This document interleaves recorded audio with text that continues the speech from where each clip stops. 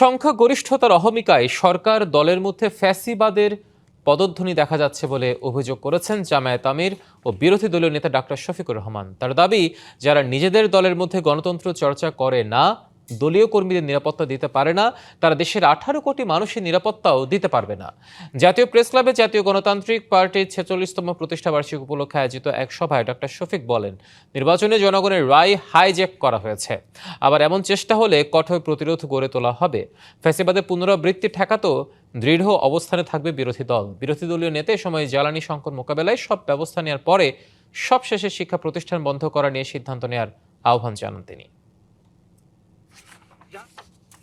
গণতন্ত্রের চর্চা করতে পারে না, যাদের নিজেদের নেতাকর্মীদের হাতে নিজেদের নেতাকর্মীরাই নিরাপদ নয়, তারা 18 কোটি মানুষের নিরাপত্তা দিতে পারবে না।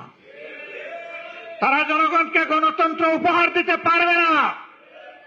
তারা ন্যায় এবং ইনসাফ জাতিকে উপহার দিতে পারবে না।